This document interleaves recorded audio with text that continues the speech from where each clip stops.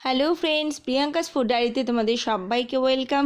Sunday মানেই কিন্তু special, যদিও আমার কাছে প্রত্যেকটা দিনই স্পেশাল, কিন্তু সানডেতে কিছু স্পেশাল রাত্রিবেলায় যদি বানাতে হয়, তাই আজকে খুব ছোট্ট একটা রেসিপি, চিকেনের একটা রেসিপি যার নাম আমি দিয়েছি গন্ধরাজ মালাই চিকেন। খুব সহজে হয়ে যাবে, বাড়িতে থাকা উপকরণ দিয়েই হয়ে যাবে।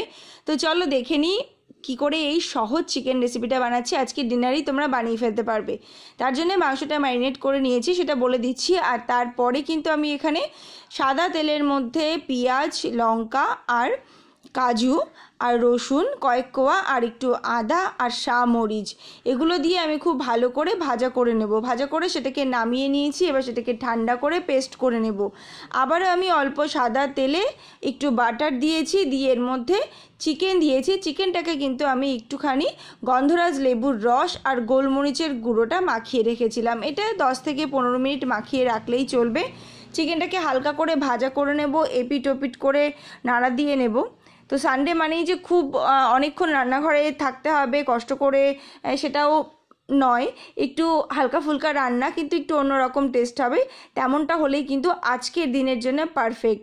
তো আমি এখানে চিকেনটা যেই ভাজা হয়ে গেছে তার মধ্যে আমি পেস্টটা দিয়ে দিয়েছি। পেস্টের মধ্যে তো আদা, রসুন, কাজু সবটা রয়েছে। এবারে যখন ভালো করে ভাজা হয়ে যাবে, একটু তেল বেরিয়ে আসবে, তখন আমি এর মধ্যে অ্যাড করে দিলাম ফ্যাটানো টক দই।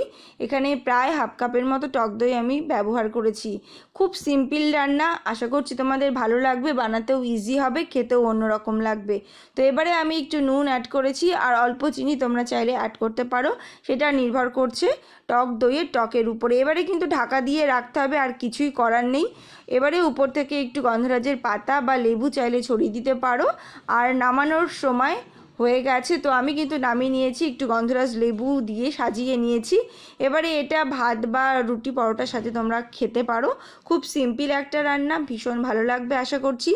অবশ্যই তোমরা বাড়িতে বানিও এবং আমাকে জানিও। দেখা হবে আবার অন্য রেসিপিতে। টাটা।